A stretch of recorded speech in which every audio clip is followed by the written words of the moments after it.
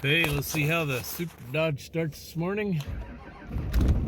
There we go, fires right up. Hey, long time ago, I asked for, if somebody wanted to do like an intro for my channel, and only one guy responded, and I downloaded his video and then I lost it.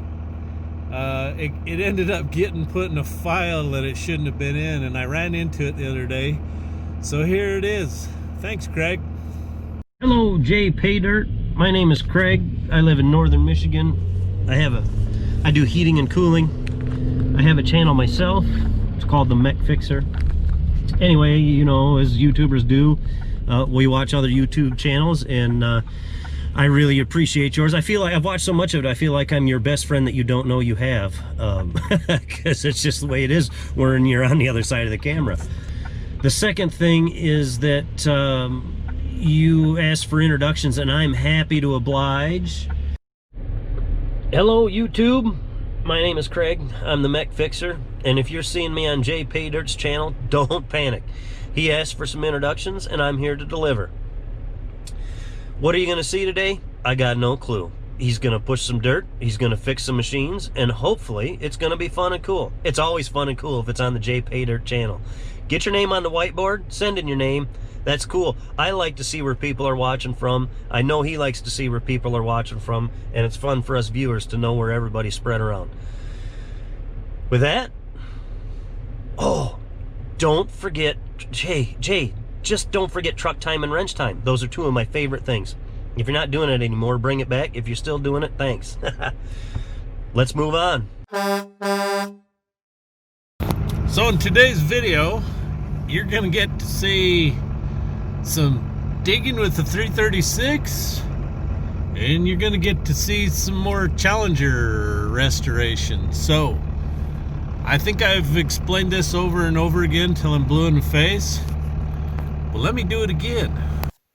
Okay, we're gonna get the service truck going. I need to go up and cut that piece of pipe out of that concrete. So, as I was saying, I got to get the car done so I can get started on old Kenny. So that's my plan. So stick with me. If you don't watch my car videos, come on, baby. There we go. If you don't watch my car videos, they don't make no money. How the hell am I ever gonna get old Kenny done if you ain't watching the car video too? Jeez. Hey, good Monday morning again.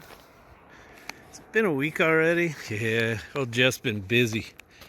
Got a couple packages going in the Paydirt box. Got a couple of filthy horse shirts going to Jillian Voigt. I'll bet those are a gift.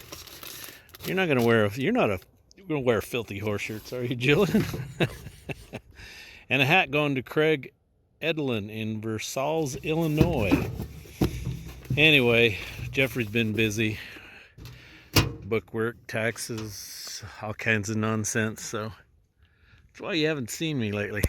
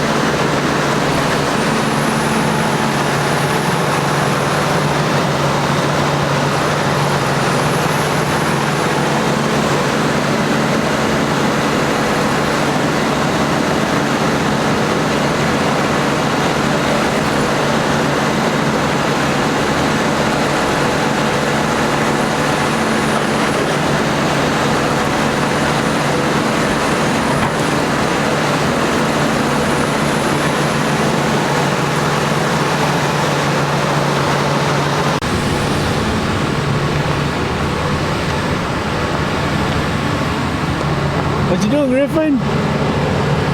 Is this exciting or what? Huh? See, I see a furry ball on there. I just want to bite that. Oh, good Friday morning, everybody. Got a bunch of stuff going in the Paydirt box this cold morning. Let's have a look at who's got stuff coming to him. Good Lord, do you hear that train? That's 10 miles away. Sounds like it's in my backyard. So I got a box, a hat, and a shirt going out to Brian Garland in Tamarack, Florida. Brian made me the seals for my fuel truck. Thank you, Brian. One going to Benjamin Thelen in Edinburgh, PA.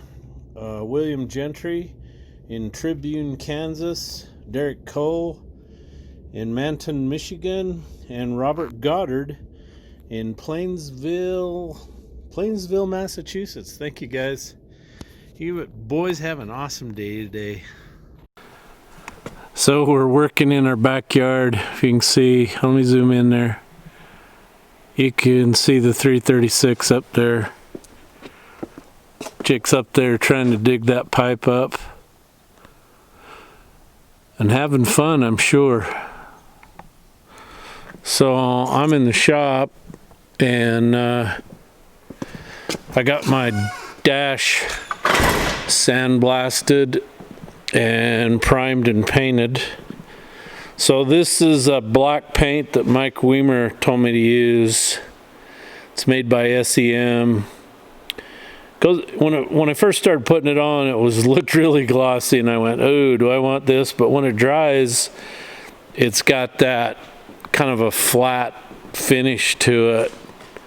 And so I got the glove box bracket and a throttle pedal over here. I've got those done, but this is the paint I used. It's called Trim Black 39-143, and anyway, it turned out really nice. I like the way it looks.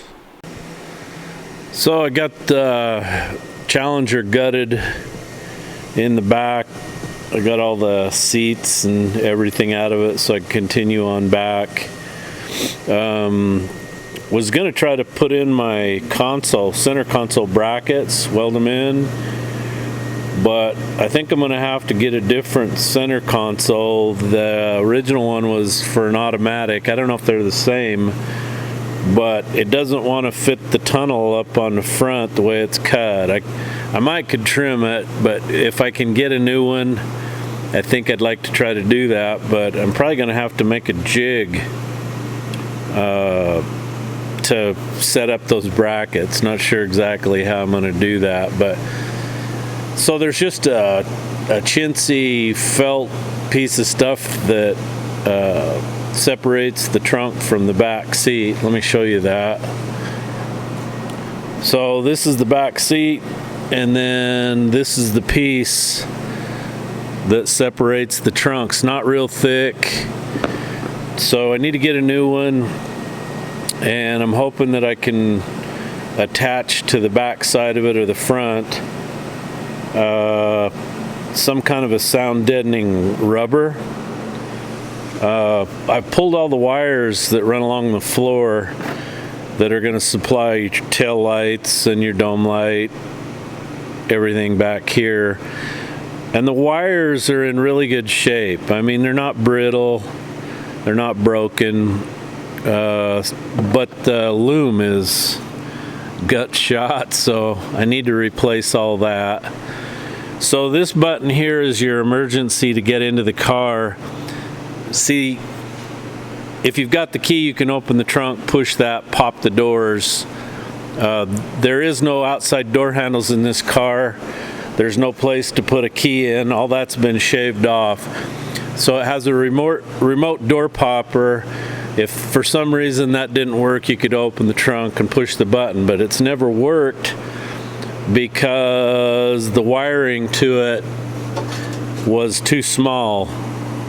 It's like 16 gauge wire, and over that huge difference it wouldn't pop the door. Now if I put a battery here on the floor and touched it, it would pop it right away. So wires weren't big enough. So I've been keeping track of what this is costing me. I don't want to know. So I paid $14,000 for this car. Went over to North Dakota and picked it up. It came out of Dickinson, and it was drivable when I got it. I put it on the trailer and hauled it home, and everywhere I went I got tons of people coming up and commenting what a beautiful car it was. And it is. It's a really nice looking car when she's all polished up and clean. That is a 98 Ford metallic color. And the kid who did all this, he spent a huge amount of money on this. On the paperwork I got, he said he spent $6,500 on paint and body work alone. And I guess the front fenders were damaged, but he spent the extra money to straighten them out and use them. He said there's very little Bondo in the car, just skim coat. He wanted to keep the original fenders. I applaud him for that. But he spent so much money on the body and everything else. He kind of got cheap on the inside. And I don't know, can't really blame him. But this one right here is the one that made me giggle. So the car was never set up for a console shifter, and so they went and found a donor car, and they literally cut a chunk of the tunnel out and then sheet metal screwed it to the tunnel in this car to get a slapstick shifter in it. That was that one there. When I got that apart, I just kind of had to giggle. And then, if you remember, it had a giant hole in the floor right there. I had to cut it out and patch it. This is what happened when the driveline failed. This is the hole in the floor where the seam sealer is to the left and then to the right. That was a giant hole in there. So at some point they'd had a major driveline failure and ripped a hole in the car. But I'm moving along. I don't know what I'm going to end up spending to finish this. I'm just going to take a wild guess and say it's probably going to be $5,000 minimum to get what I want out of it. Oh, so I told you I paid I paid $14,000 for this car. What have I got into it so far? Well, that Tremec 5-speed and the clutch and drive, everything to install that, $6,500 in that. And then the engine,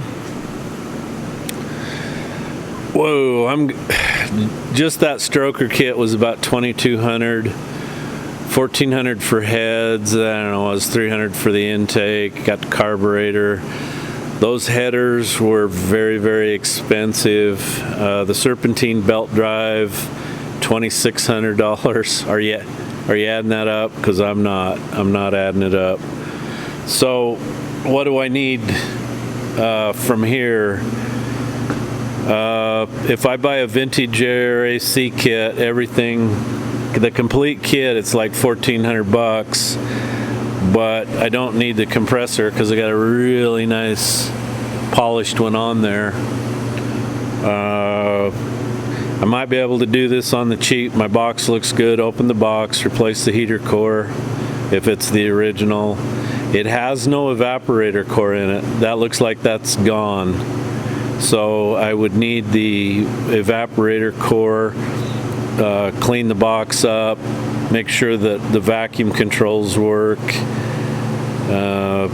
probably paint it and get it back in. So I got my heater box tore down, and it looks like it had a new heater core put in it, but it must be a cheapie, or this wasn't anchored down, because the solder connections on this are broken, and that doesn't look good right there. I see funny colored stuff, and I see some green right there, so that's got to go. But the bigger problem is the box. has been broken here, and then it's had some kind of patch put there to support it. This would be, what would that be? This would be the, I don't know, somebody must have kicked up there really hard or something, and car went so fast they got scared and put their feet up there. So I think at this point what I'm going to do is I'm going to go look at a vintage air system where you get all this stuff new. It'd have a heater core, it'd have the condenser coil for the AC in there. One of the things I don't have with this car is the venting tubes that feed the AC vents and stuff. I don't have any of that. So as bad as I hate to, I'm gonna have to buy that, it looks like. I don't know, I could probably scab this together and fix it and leave it like that, but this is one of those things, it's like engine transmission, you know, once it's in there, you don't want to be taking this back out later. So I just don't think this is something I want to do half, you know what. So I think it's time to replace that. Oh, good frosty morning. There's snow on the hills, but none in the valley. Anyway, got some stuff going in the box. Got a keychain going to Ed Bachman in Ottsville, PA. Thank you, Ed. And got a whole bunch of stuff on the steps. Hey, I want to really thank those of you that have donated to Shane, bought the keychains. You've kept him in a warm place this winter. Nice warm place, not a camper. It's actually a place with heat, a shower, a tub, a bathroom, the whole 9 yards. Doesn't cost him much. Anyway, that's totally awesome. I really appreciate that, and I know he does too. So, oh, got a box going to Charlie Tucker in Tucson, John Davis in, is that Almsville, Oregon, and Thomas is it Boge from Walker, Minnesota. Got a shirt going to Philip Bonner, Anza, California. Philip's awesome. And Jerry Mitchell from Mebane, North Carolina. Thank you, folks. I couldn't resist. Had to put that new painted dash in there and then put the top on it just to see how she looked. And yep, there's the stuff that's going to actually show. So it's got nice paint on it. So in case the Challenger dash inspector wants to stick his head under there and look, he's going to see number 10. He's going to give me a 10 on that. Oh, I like it. I like it a lot. Well, I've been out here late working on the car, as you can see. Hard at it. So, have got like a few more pieces to put over up that fender well.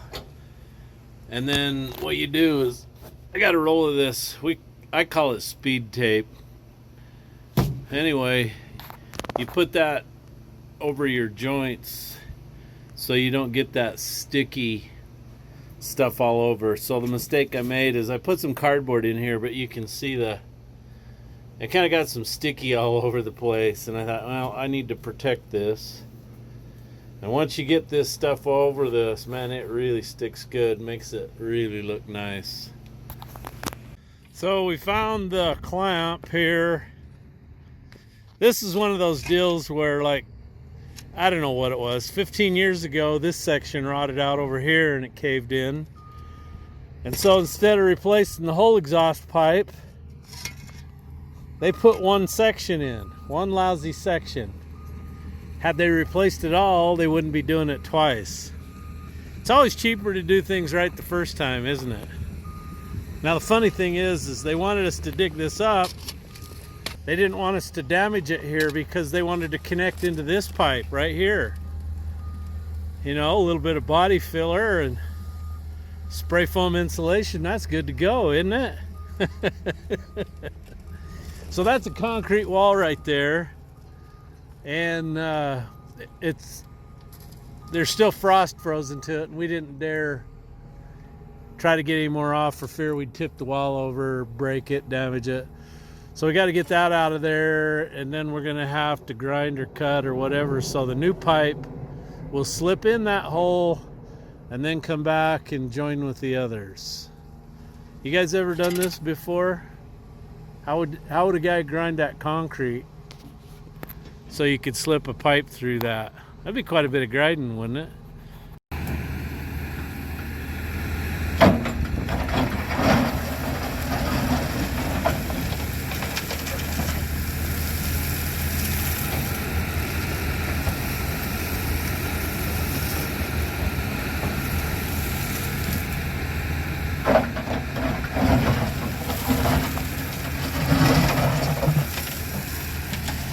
Jake's making a crossing today to get to the other side here. We're trying to get this pipe out of the ground to replace it. There's one canal back here that crosses this canal, which goes under. And we found the band clamp. There's one 20-foot section of new pipe in here, but the rest of it's shot. So we got to get on this side and finish cleaning it out, pull this last section out. So he's got to cross the ditch and get over here. So apparently when they put this pipe in, they didn't use grade control. It runs uphill pretty good. It's about a third full of crap, gravel. So I'm taking the service truck up here to cut the bolts on this band on this pipe. Geez Louise, it's January and we still haven't had a decent snowfall here. We've had rain last night, this morning. Doesn't look like we're gonna have a winter.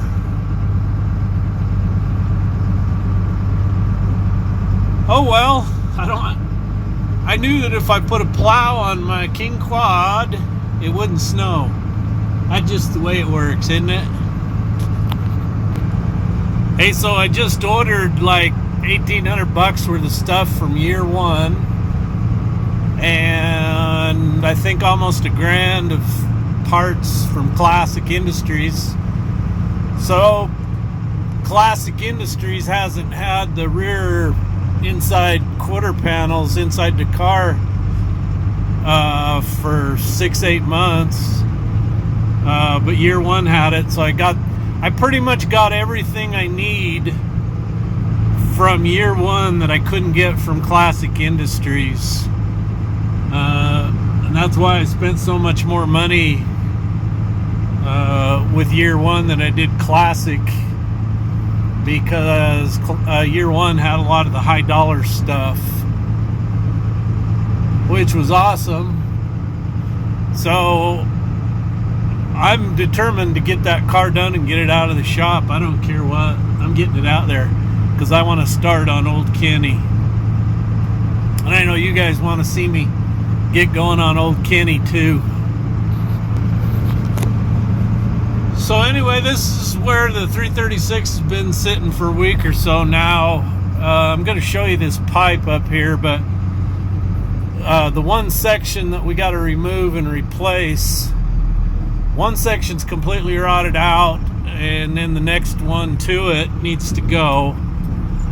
But we haven't taken it out because it's froze around it, and we're just afraid of damaging it, trying to get it out of there with it frozen, because there's basically 3 sections of pipe in there, and the one section has been replaced quite a few years ago when it collapsed over on this on the south end. And if there was ever a testament to doing a job right the first time, this is it, because they only replaced like once they dug it all up. I'll show you here. I got to get backed up here as far as I can. I got to get the torch out and try to cut that banding. So there's the pipe. So they replaced this section through here and poured a new head wall, but didn't replace the other section, and you can see it's just Swiss cheese. This one's got holes in the bottom, but right there is the band, and I need to cut it, but because the pipe is exposed to the air traveling through it, it froze under it and around it, and we were just afraid of trying to lift that section out because we don't want to damage this piece of pipe. So I'm going to get the torch and cut those.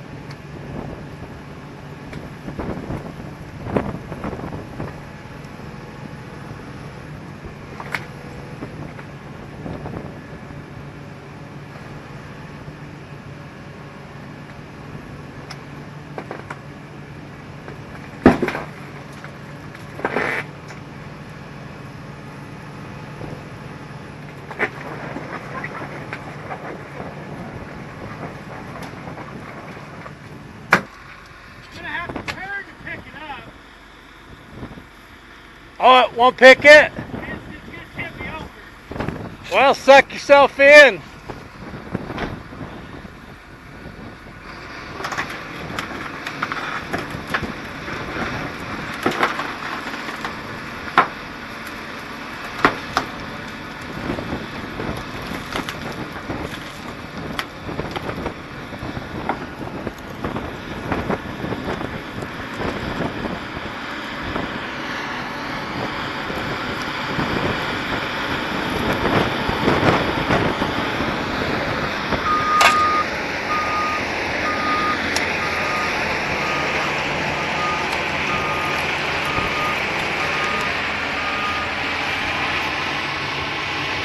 pig. I'd say it was going uphill if it was me. That thing's plugged up pretty good.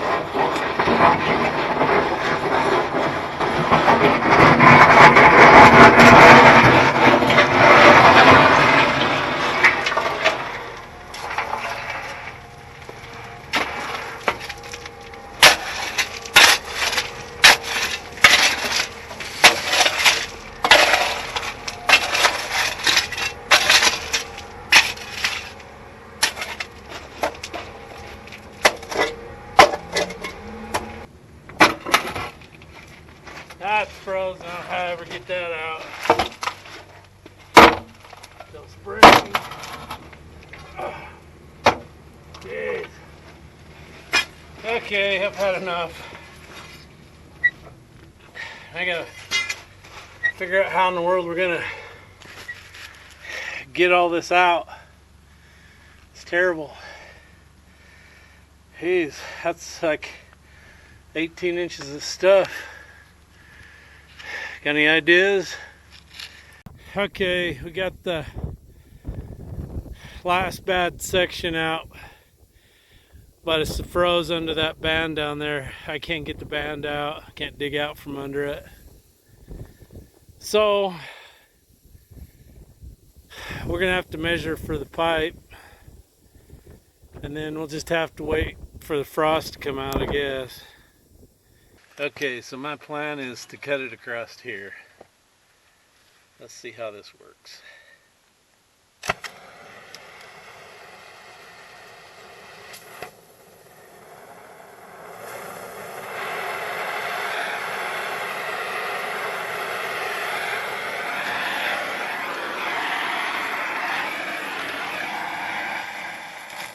Probably just have to melt it. What do you think?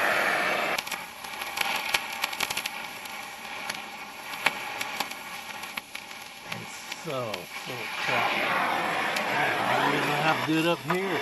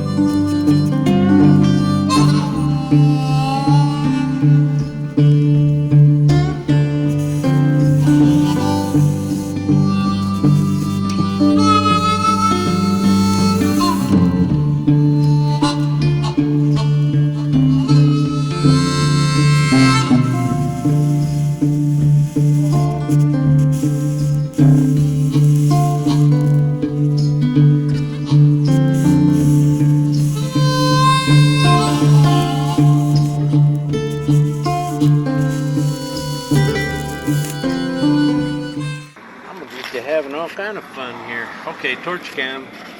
Torch cam, torch cam. One-handed. Okay, where are we here? I think we're cut through there.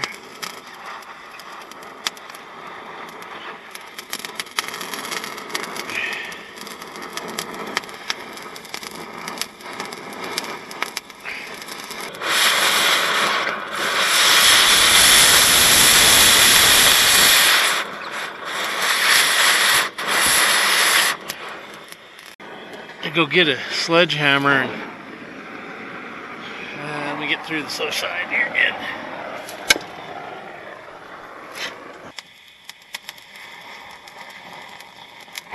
There we go. Okay, now I'm gonna go get a sledgehammer and a bar.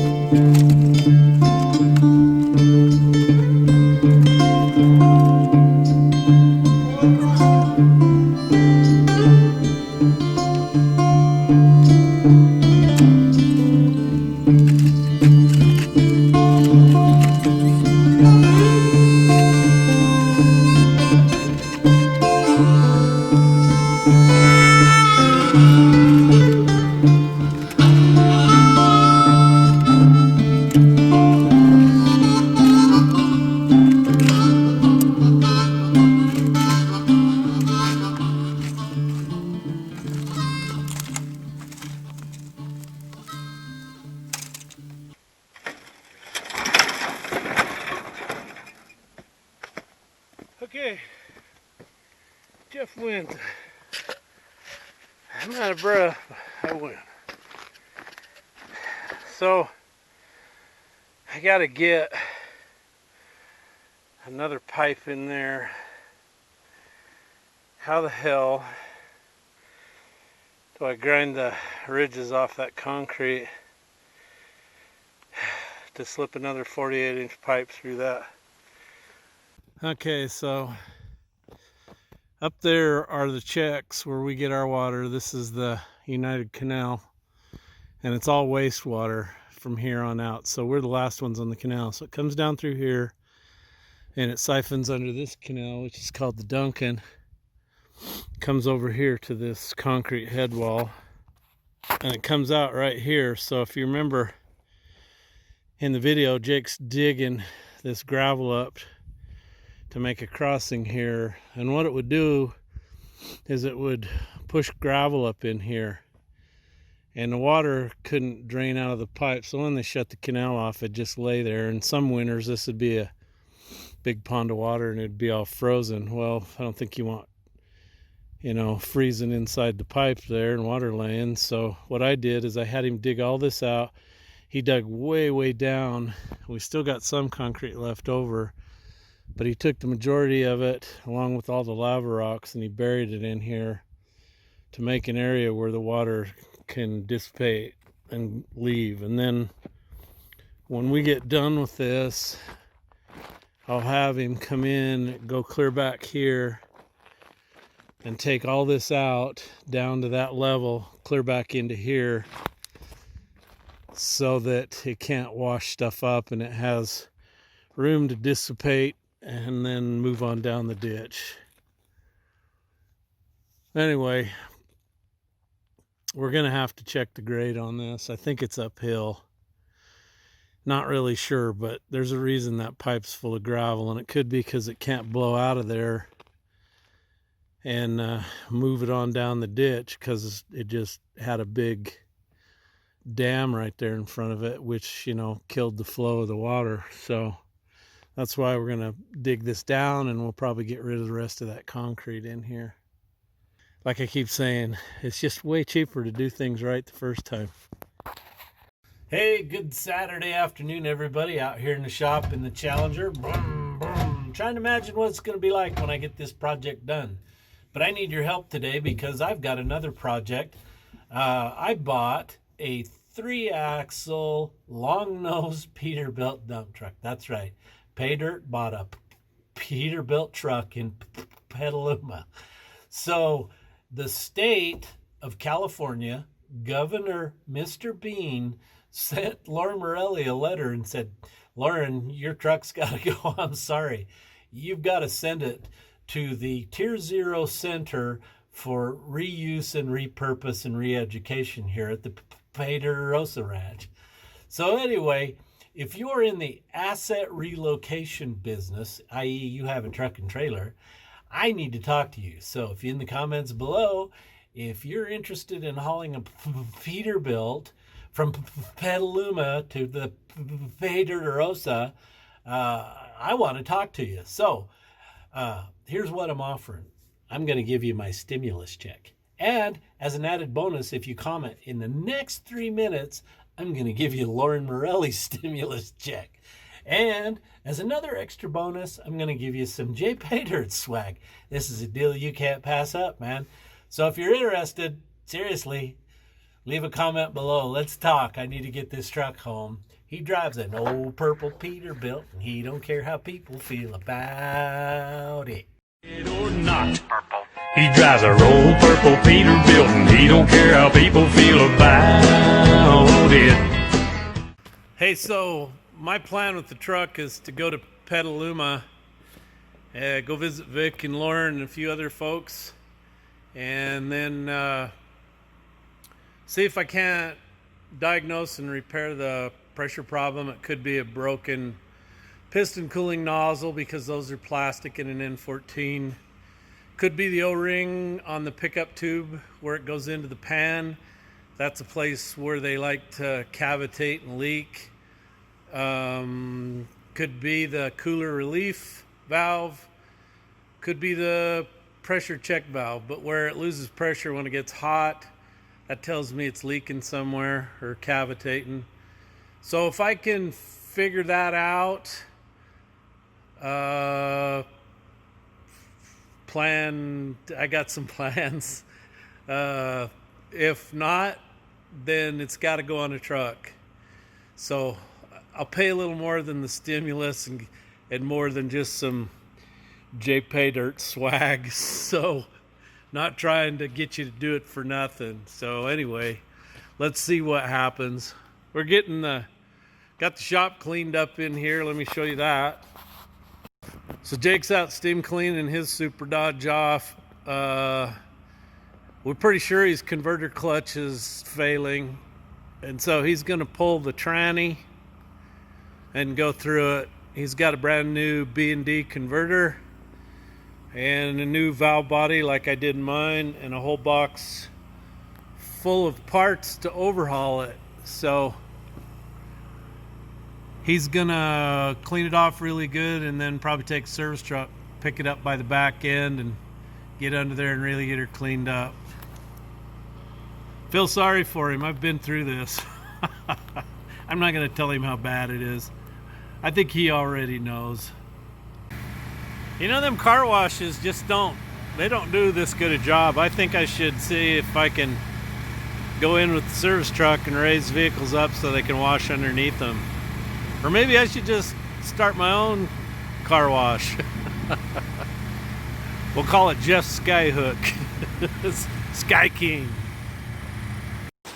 Hey, I got some cool calendars in the mail from Matt Audie out of Vermont, and these are Milton calendars. These are legendary equipment. He sent me the 2021 edition. That's cool there. And he also sent me last year's. A lot of really cool pictures in this stuff, man.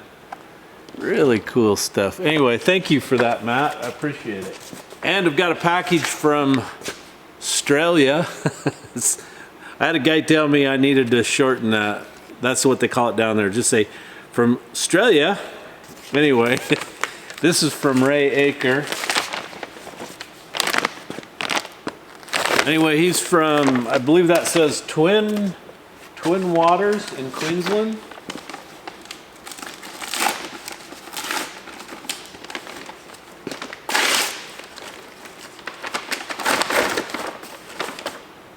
Oh, cool. Calendar. And some postcards for the girls. They'll love this. Thank you, Ray. Awesome views. Really want to get to Australia, but with this pandemic nonsense, I don't know if I'm ever going to get to go. I love the names of some of these places. So I'm going to show you something that my buddy Adrian sent me. He used to live in Caboolture. Caboolture. He had to teach me how to say that. And, ooh, Sunshine Coast calendar. I know where that is. That's where I want to go. You get a lot of cool places in Australia. Thank you very much for that, Ray. I appreciate it. So I got a big one. Adrian out of Australia sent me this along with some other things, some Christmas gifts for Mrs. Paydirt and the grandkids. You're gonna love this. Check this out. So he's had somebody cut this out. This is a picture of my 14G. Adrian came and stayed with me for a few days when he was here. Anyway, this is gonna go on my gate, so now I gotta get my gate done. This is a really nice job. This is really cool. Thank you very much, Adrian. It's awesome. Check that out. Hey, good early Friday morning to you, everybody. It's still dark, so my granddaughters are still in bed. So I thought I'd do one of these. Haven't done it for a long time. Craig's intro and what he said, I guess, inspired me to do this. So thanks, Craig. I want to start out with my buddy Scott Weeks. He's down in Smithfield, Utah. He's been up here before. Just got off the phone with him. He's bored, so Scott, get your butt up here. You're not doing anything. It ain't that far. Get up here. Larry Myers from Garden City, Michigan. Thank you, Larry, for watching. Jeff Storer from Springfield, Ohio. Todd Hovermel from Grove City, Ohio. And Jeff Todesman from St. Louis, Missouri. And Brian Otto from Downs, Illinois. Thank you guys for watching. Hey, I got the new Jpaydirt shirts in. God, I bought these things clear back in June, and I just got the order. I think I need to find a new screen printer. Anyway, so the largest size I have in the black, orange, and green is 2XL. Now, I got pink ones, and I've got everything from small, medium, large, extra large, 2XL, 3XL, 4XL, and 5XL. So the pink shirts bigger than 2XL were pretty easy to find, but the other colors were not. I'm hoping now that I can get those larger sizes.